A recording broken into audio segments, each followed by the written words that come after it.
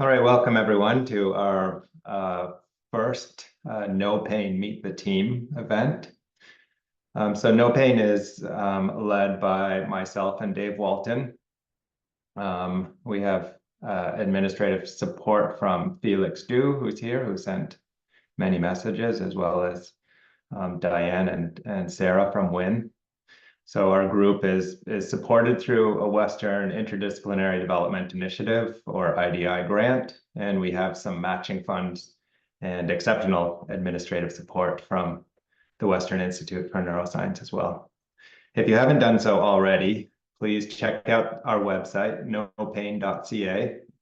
We have details on the group and how you can get involved. If you're not already a member, you can sign up for membership there and get your teams to do that as well. And if you ever have any questions, suggestions, or ideas for us, we're always interested. Please get in touch and let us know.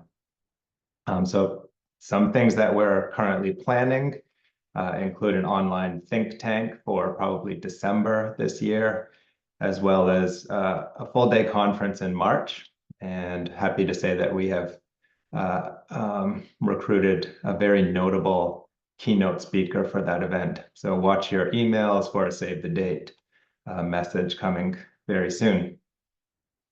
So today we're beginning our Meet the Team seminars, and I'm excited to start this series with two of our members, Dr.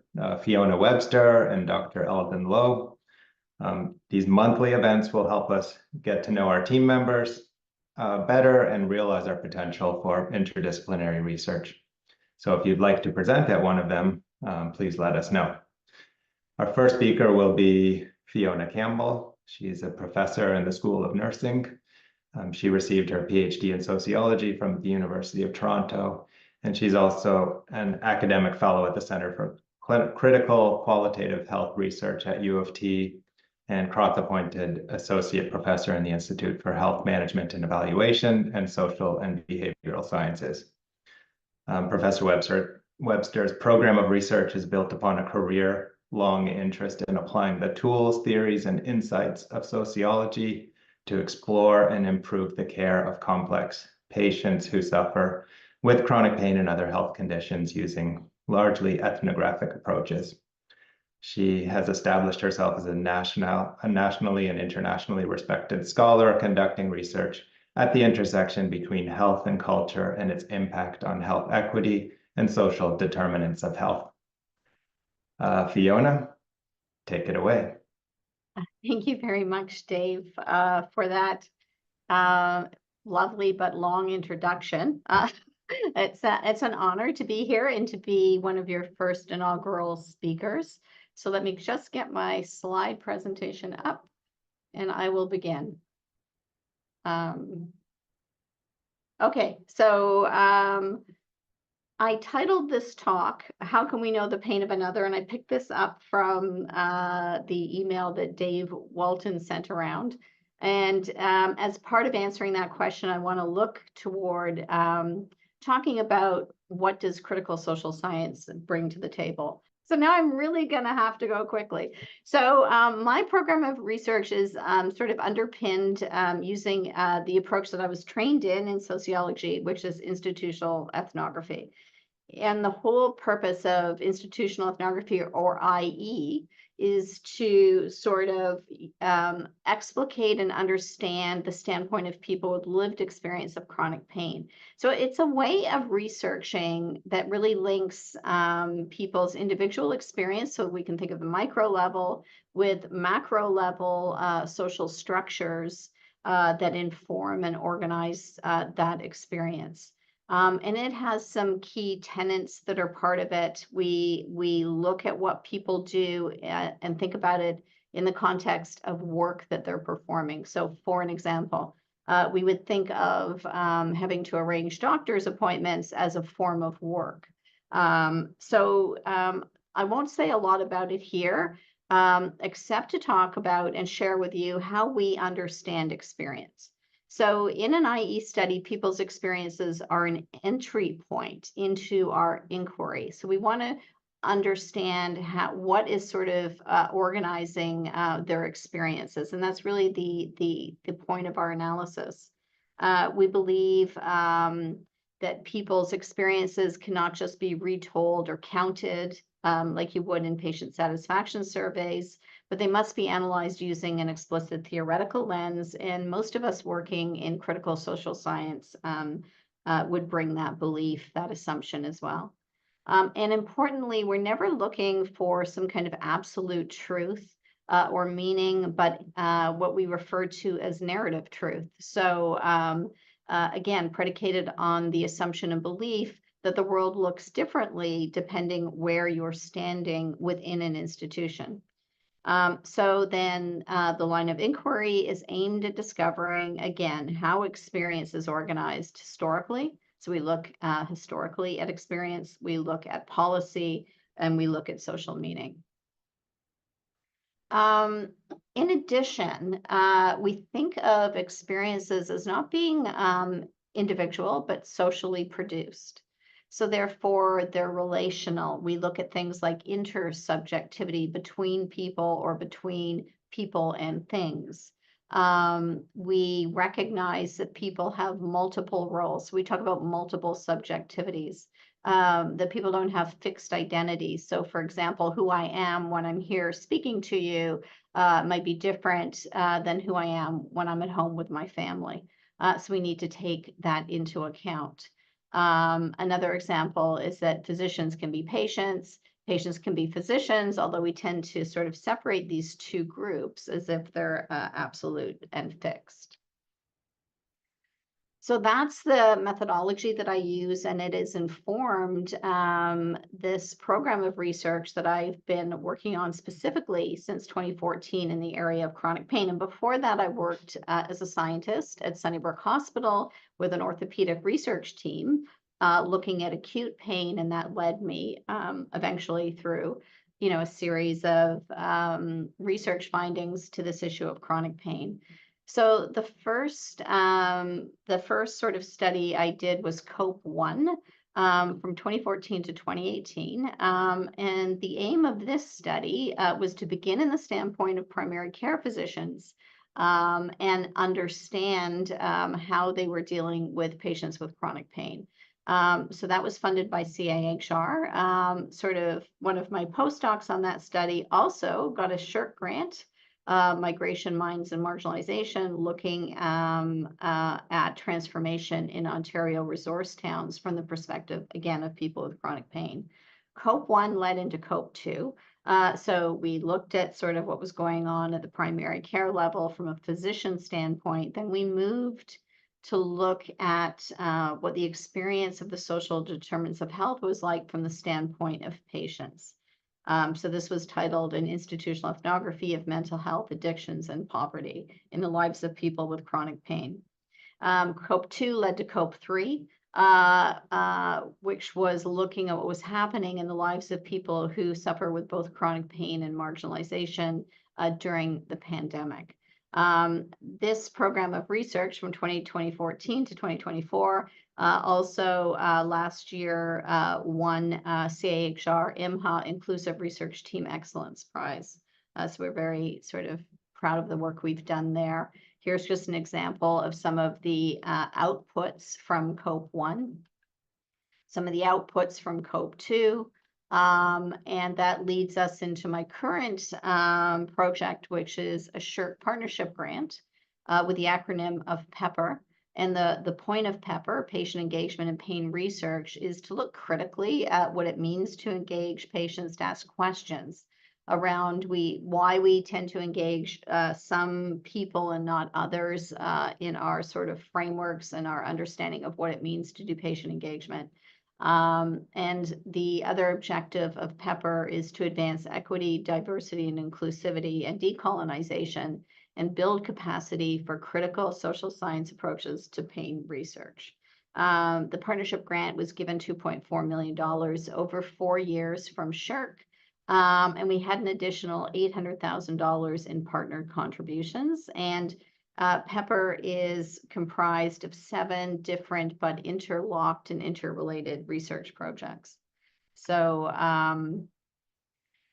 on the basis of the PEPPER project, I also founded, along with postdoctoral scholar Laura Conoy, a group we call CASPER. CASPER stands for Critical Approaches to Pain Scholarship, and our website is there. We're operating as a community of practice. I reached out to 55 plus critical scholars doing research in the area of chronic pain and said, it's been my experience that it's very difficult to do this kind of work in a field that's really dominated by post-positivist approaches to science.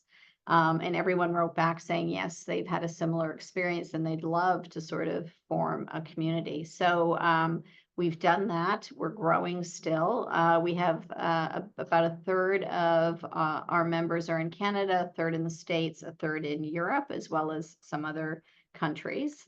We hosted 6 webinars in 2023 to really showcase the amazing work that's being done by critical scholars in the chronic pain world, from critical disabilities lens, from critical race theory lenses. So I'm very excited about CASPER, and we're having a one-day symposium so we can all meet in person and gather.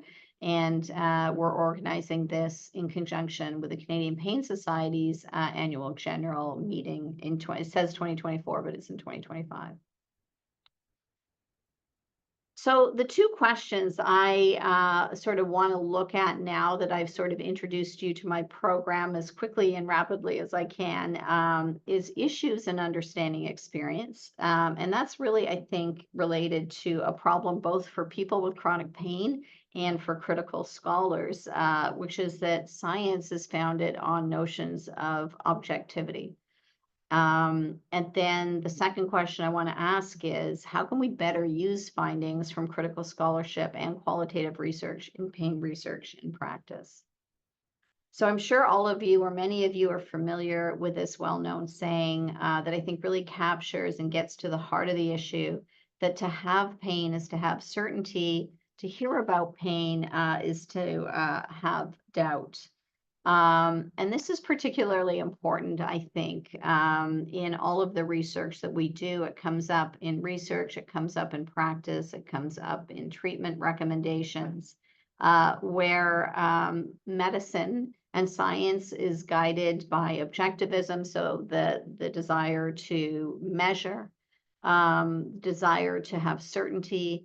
And of course, we can only understand pain from a subjective level. So it really sort of runs into problems or runs counter to the basic assumptions of both science and medicine. And it has real implications for people. One of the examples being the term pain catastrophizing, which is a well-established concept within psychology, but is countered by patients as being something that they feel stigmatizes them and undermines their experiences. In addition, we know that people who are marginalized are disproportionately affected with chronic pain. And all of these studies here are from Canada, and they highlight this. One study out of BC showed that over 50% of people living in poverty also experience chronic pain. So issues of equity are really important in this field and often aren't taken up. We also have a biopsychosocial model. You might say to me, Fiona, what about the biopsychosocial model? But a lot of researchers have drawn attention to the fact that when biopsychosocial models get implemented, biology and psychology sort of get highlighted, and the understanding of the social is sort of left to the side or isn't well conceptualized, or there's huge diversity in terms of how people understand the social. Kareem Mosquito is an amazing critical scholar. I would urge you to look at her critical review here, asking, is there time for a new approach other than the biopsychosocial model? And other researchers have critiqued it as well.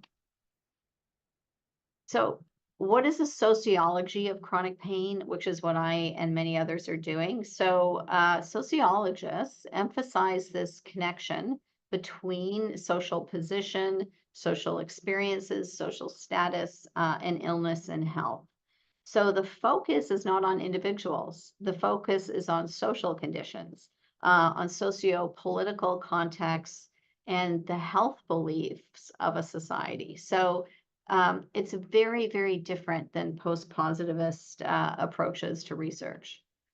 A critical sociology of chronic pain helps us to uncover and sort of surface the relations of power underlying social injustice, or in other words, in the words of a critical, well-known critical social scientist, to conduct research that matters. And I'm not saying that all of our research doesn't matter with giving you that quote. But it often is research that matters to the people who are having the experiences. Another quote, a critical sociological investigation involves systematic identification and analysis of the specific social dynamics involved in the production of opportunities for and barriers to equity and also health. So a critical sociology can be used to help us identify social patterns of inequity, look at how those evolve historically, look at how people's lives are regulated and negotiated over time. There's four key, there are many, many contributions from sociology here that I think are relevant to chronic pain, but these four I think are in particular useful. So sociology gives us this idea of medicalization, neoliberalization, stigma, and marginalization. So I'm going to really go through these quickly for you, but if you reach out to me, I'm happy to sort of guide you in the direction of finding articles on each of these topics. So medicalization is basically a process by which non-medical problems become treated as medical problems. A classic example given here is pregnancy, which with all of our sort of interventions and all our screening and our scanning, some people have argued has turned pregnancy into a medicalized condition. We argued in one of our papers that poverty is being medicalized in the field of chronic pain, as we turn more and more to medicine to treat problems that are actually social. Neoliberalization. This is sort of a political structure that really emphasizes individual responsibility. So when you think of most self-management programs for chronic pain, they're really sort of individualized, and there's this notion of people successfully adhering to them or failing to adhere to them. So this idea of personal responsibility for your health overlooks the issues of poverty and racism that people might be struggling with in their lives. So it shapes our ideas of who's a good and who's a bad patient. And so it's a really important concept within sociology that I think is highly relevant to many of our studies. Stigma. Stigma is a foundational sociological concept, and it helps us to understand how certain groups are labeled in ways that create stigma. Many researchers, including us, have looked at the ways in which stigmatizing norms and ideas play into physician beliefs, and then, however unconsciously or not, play into the care they provide to people. And then finally, marginalization. So as I said earlier, we know that people who are structurally marginalized are disproportionately affected by chronic pain, but chronic pain itself is a marginalized health condition. Again, rooted in this its subjective nature, and several conditions that are conditions of chronic pain, like fibromyalgia, have prestige rankings that are very low. So people suffer particular types of stigma when they have those conditions and they're seeking care. It's basically marginalization, a process, any process that prevents groups of people, again, not individuals, from full participation in social, political, cultural, or economic life. that leads them to a sense of discrimination, exclusion, and or powerlessness within society. And there is a definite and growing recognition of the association between chronic pain and marginalization. So key takeaways here. Sociology can help us to challenge dominant conceptualizations. It can help us look at the sort of taken for granted assumptions of medical expertise, help us look at how chronic pain and people who suffer with chronic pain are being socially constructed, and it tends to how and in what ways chronic pain can and should be conceived as intersectional, contextual, and complex, rather than a simplistic, sort of one-dimensional and individualistic. I want to emphasize this, and I always emphasize this, that we don't, critical sociology doesn't present itself as some kind of antithesis to existing models of chronic pain, but offers, I think, a really important and exciting augmentation of them. So that is my presentation. I hope I've given you a whirlwind tour of sort of the work that I've been doing along with my many co-investigators and partners. And here's some ways that you can connect with us if you're interested.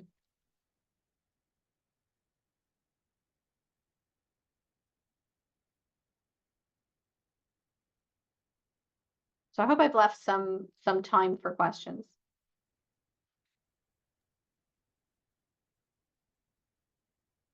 Yeah, perfect. Wonderful. Thank you for sharing all of that. And everyone, including trainees, please feel free to ask any questions. There's no dumb questions here. So I'll start with the dumb question. How do you, I'm always struck by the lack of integration of, modern pain research, whether it's at a basic level, clinical trials level, or what you've just given us to the clinical realm. So what sort of message or messaging do you have for clinicians? It could be primary care doctors or, pain specialists, given the focus of your research.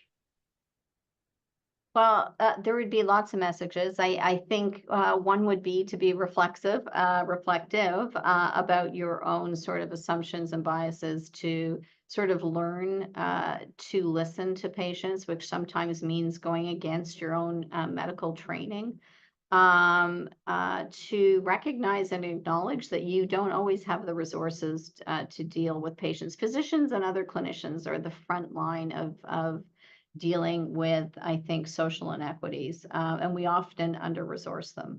So they're trying to make do with the very limited tools that they have. So I think it's not just about individual physicians, but we need to look at the whole system of medicine and how it's currently organized, and make changes at that sort of policy level.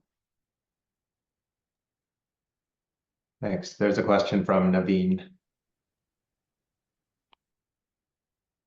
Hello, Fiona.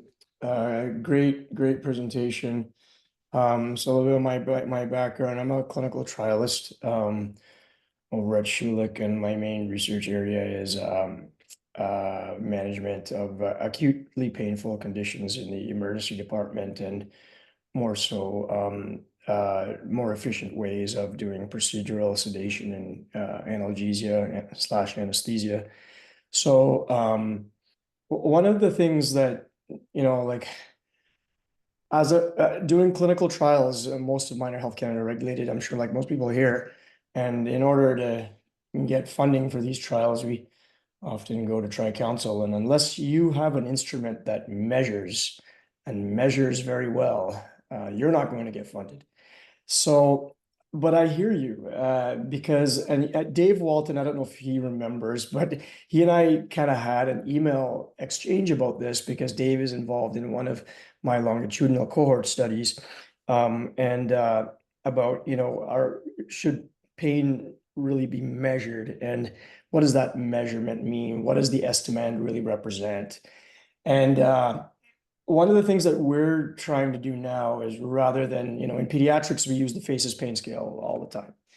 And there's other pain scales as well, but we like the FACES pain scale because it's very well validated and easy to throw on a grant application.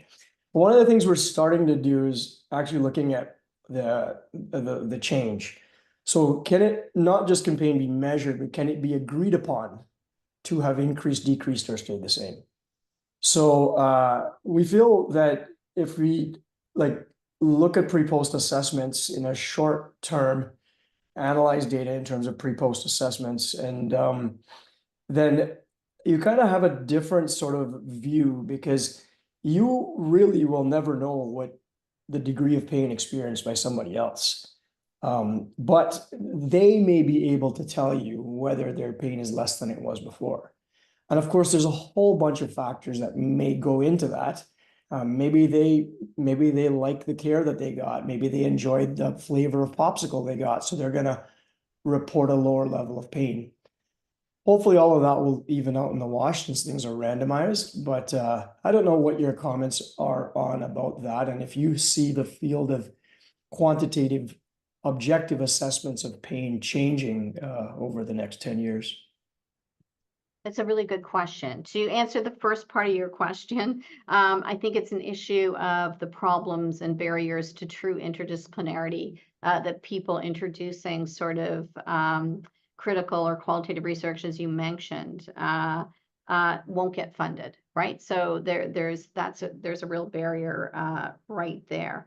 I hope our over-reliance on measurement, or the ways that we measure, will change. There's an amazing scholar at York University who's been doing, he did a social history of the pain scales, and it's extraordinary. And he really looks at, like, you know, who benefited from them, where did they start? I think similar work is being done, as I've already mentioned, around this issue of pain catastrophizing, where, you know, we're measuring, and we're not just measuring, we're making statements about what we think normal pain should look like. And we're evaluating people against that type of measure. So I hope we're moving away from it. But I don't know, because there are these barriers to interdisciplinary research, and I think we need to focus on that. Yeah. Okay, great. I saw a couple other hands up, and there's a comment in the chat as well. But in the interest of time, we're going to move on to our next speaker. So I hope those conversations can continue offline. All right, our next. So thank you once again, Fiona. Yeah, my pleasure. Our next speaker is Dr. Eldon Loh. He's an associate professor in the Department of Physical Medicine and Rehabilitation, and he recently became the Earl Russell Chair in Pain Management at Schulich School of Medicine and Dentistry. He's also an associate scientist at the Lawson Health Research Institute and the medical director of the Parkwood Rehabilitation Center Research Unit. He's the chair of the panel that developed the Canadian Best Practices Guideline for Neuropathic Pain After Spinal Cord Injury, known as the kNOw-PAIN guidelines, and he also chairs the PVA Pain Guidance Development Group. His research focuses on interventional pain techniques, including the evaluation of novel devices and therapies, and improving existing techniques, particularly through the use of anatomical models. And other areas of research include neuropathic pain after spinal cord injury and novel pain management modalities. Over to you, Eldon. Well, thanks for the introduction, Dave, and thanks to you and Dave for giving me the opportunity to chat about what I do. And Dave wanted me to focus a little bit on what I plan to do with the Earl Russell Chair and where I see that moving forward. I think one of the obvious ways that I see it moving forward is collaborating with your groups and you guys who've brought together a lot of the pain researchers at Western, and kind of facilitating the clinical integration of that, particularly at the St. Joe's Pain Clinic and the chronic pain physicians we have there. But just to expand a bit, you know, in terms of what I do clinically. So clinically, my focus primarily is on chronic pain management, particularly interventional pain techniques. But I also have a significant practice within spinal cord injury and brain injury, which has led me to kind of collaborate with spinal cord injury groups such as the Paralyzed Veterans of America to develop pain guidelines for them in terms of the management of neuropathic pain and non-neuropathic pain in those with spinal cord injury. In terms of my kind of research focuses, because of my kind of clinical practice within interventional medicine, a lot of my research tends to focus on refining and improving current procedural techniques, developing new techniques for interventional management, and as a result of that, assessing new technologies for intervention, whether that be something that we're working on within our research group itself, or whether that's something we collaborate on with industry partners. We've also begun to move kind of into the simulation space as well, in terms of simulation initiatives for education, virtual reality type training mechanisms to kind of disseminate these new techniques and to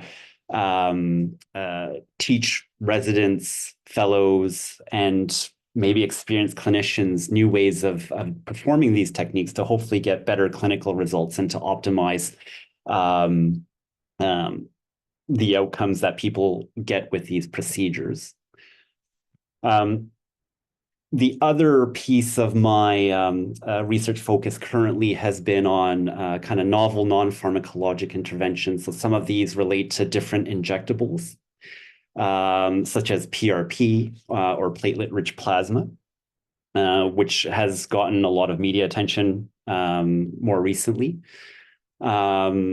Things like different dietary interventions and things like transauricular vagus nerve stimulation, so different neuromodulatory techniques as well. Well, I've discussed my research focus, but here it is for you to see. Yeah, everything's okay now? Okay. Yeah. In terms of our funded scientists who've collaborated with me very closely in terms of my research areas, I've been lucky to work with Dr. John Tran on the left, who is an anatomist, both at Western and at U of T. And we've worked very closely to develop novel techniques for a lot of these interventional procedures that have been ongoing since the 80s, but have not really been evaluated critically very recently, particularly with newer technologies.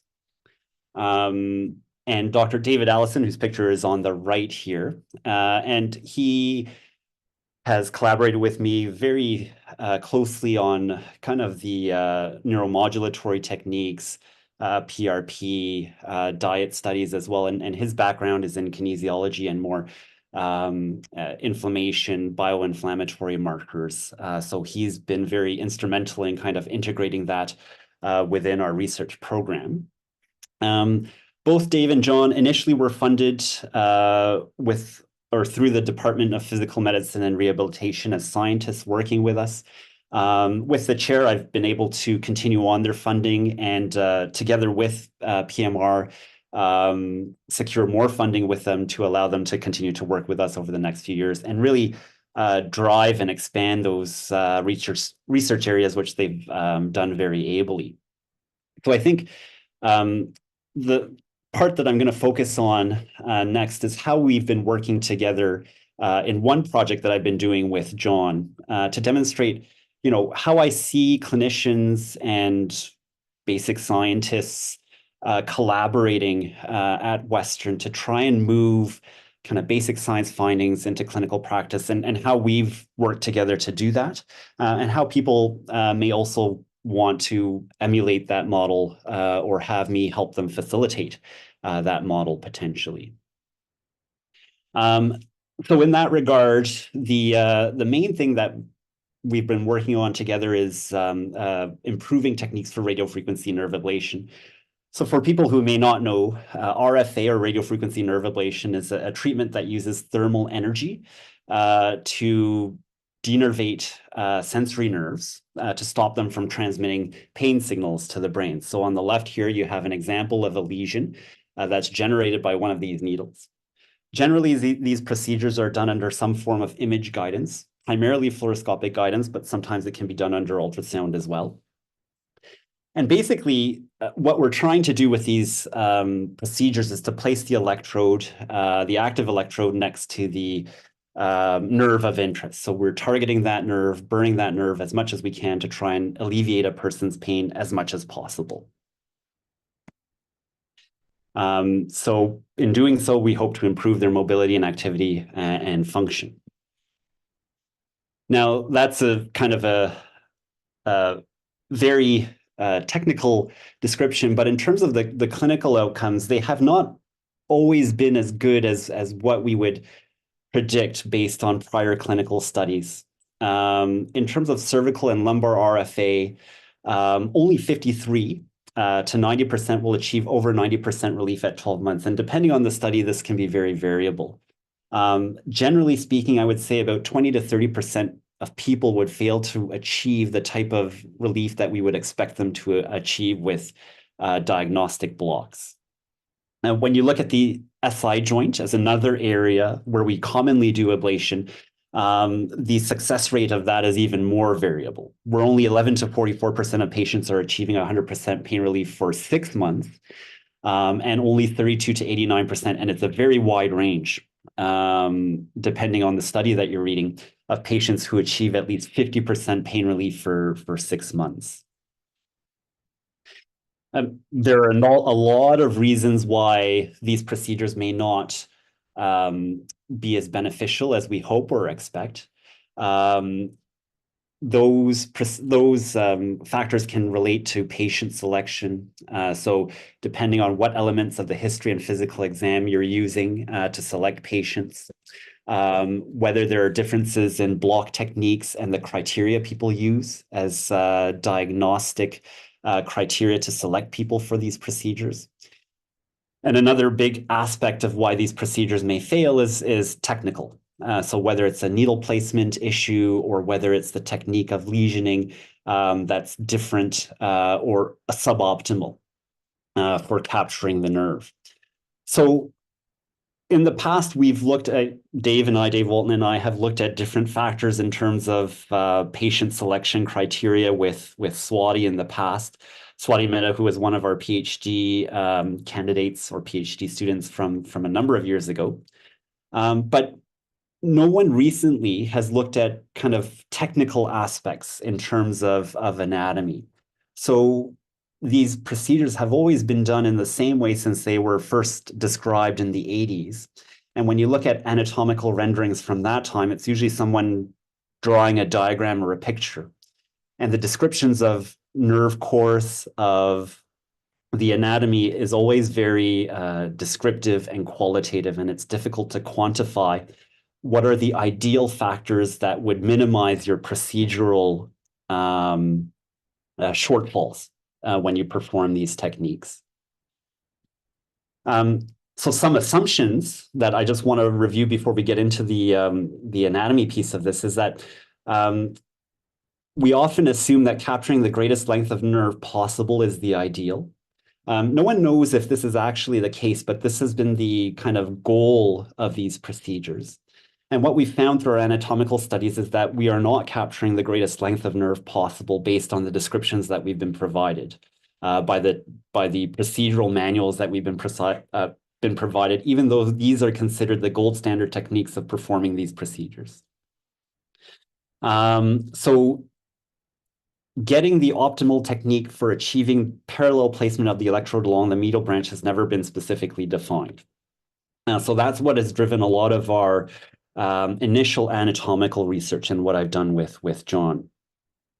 Because the techniques of quantifying and capturing and modeling cadaveric dissections has improved exponentially, particularly with Dr. Ann Auger's lab at the University of Toronto.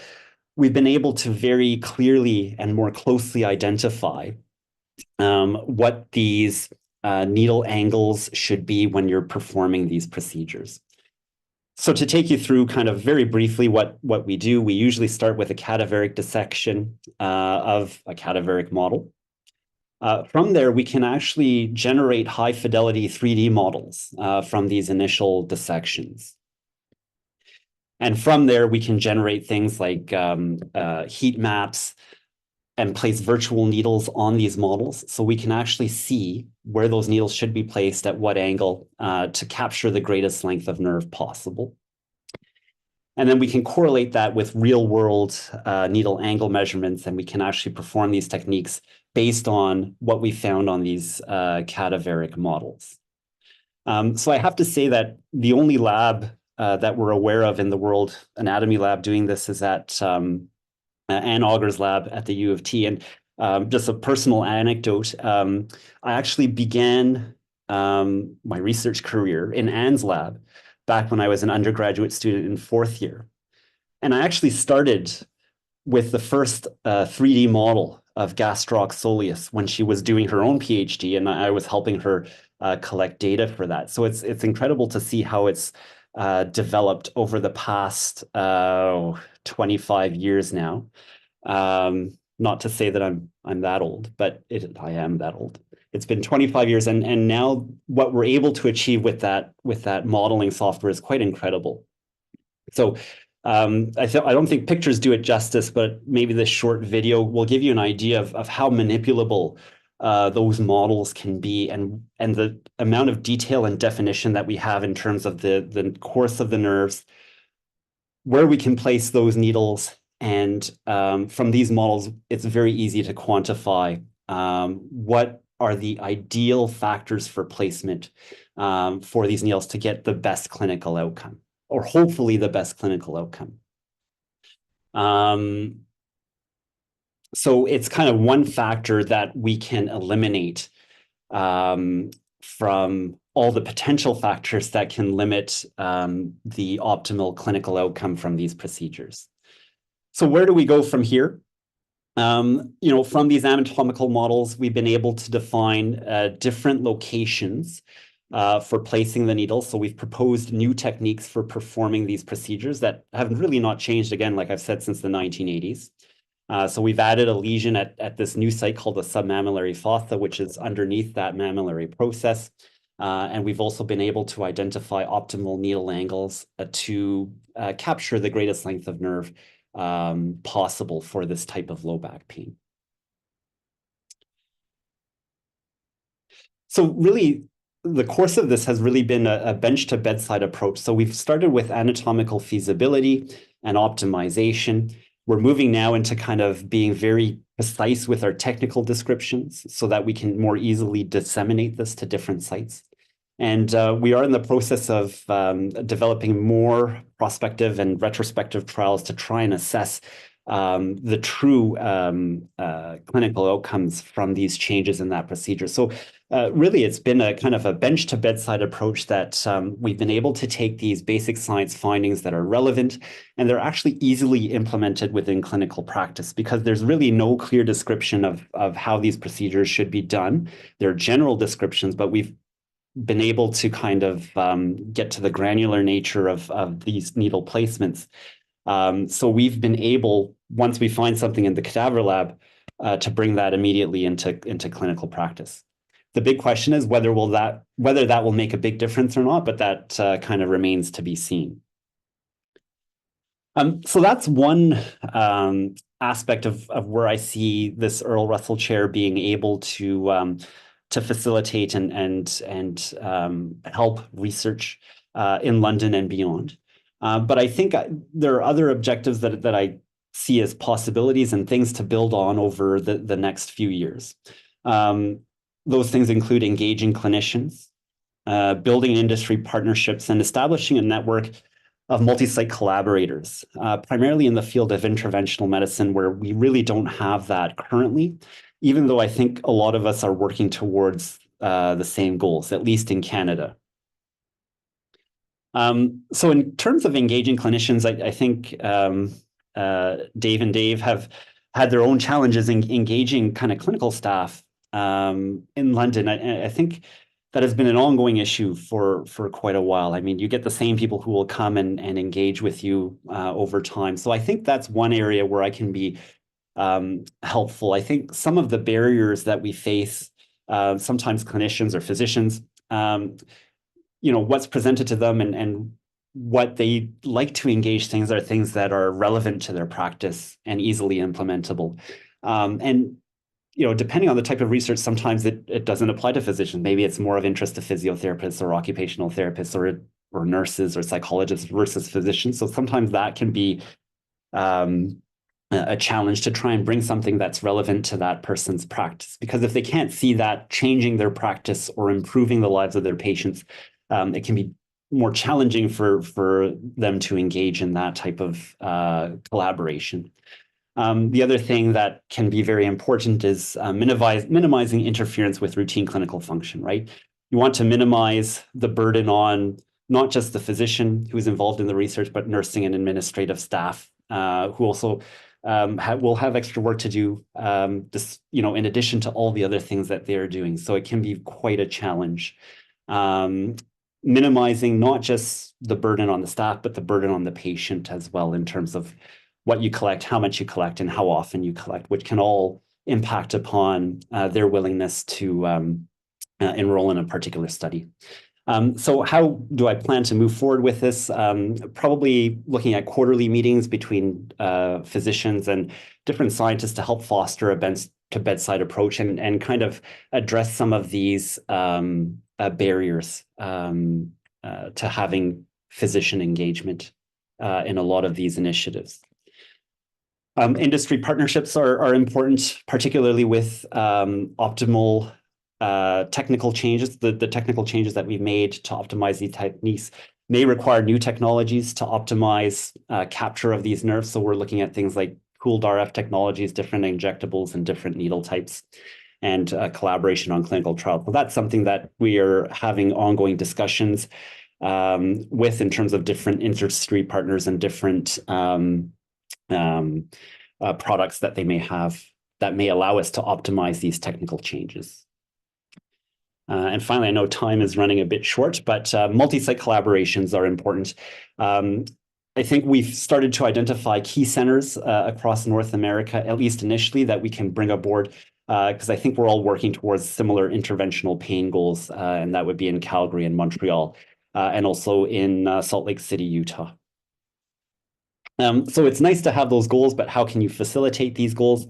I will very briefly, in the last minute I have, talk about our Parkwood Rehabilitation Clinical Research Unit. Basically, it's to help integrate research into the clinical space.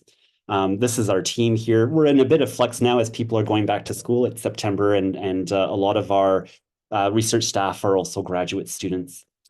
We've provided investigator support across numerous investigators throughout SGHC, LHSC, and primarily at Parkwood. We've also been involved with a number of studies from external PIs, as well as a number of trainees as well. And basically, we provide a whole slate of things that people may, need in terms of study setup, to recruitment, to study closeout. So we provide all of that research support. We've had a lot of successes in terms of recruitment.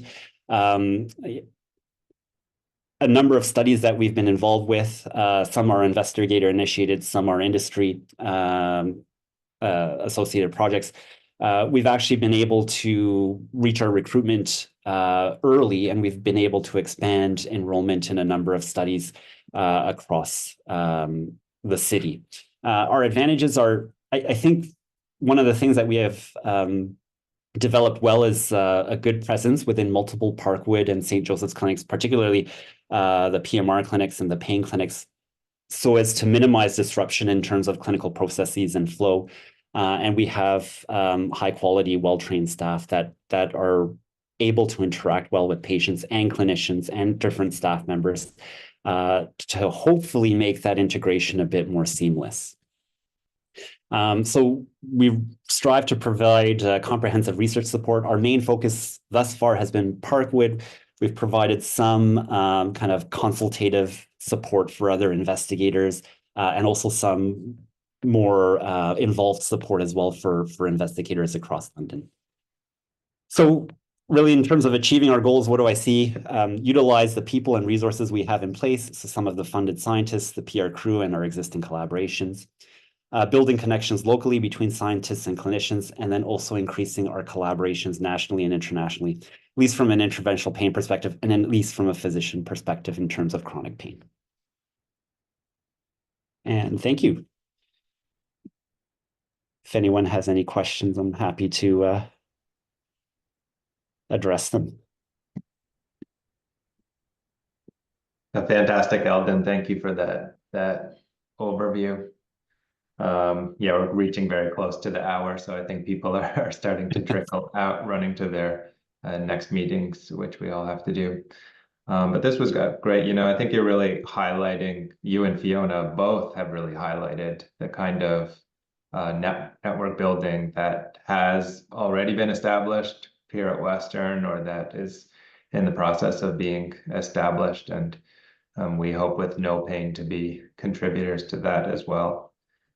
I just wanted to offer an observation as well that, you know, we've had two very different takes, I'd say, on the concept of pain or pain management, even just presented here. And this is what we really want to do with kNOw-PAIN is to find ways to bring us all together who look at this issue through different lenses and start to really ask ourselves sometimes some difficult questions, to be fair.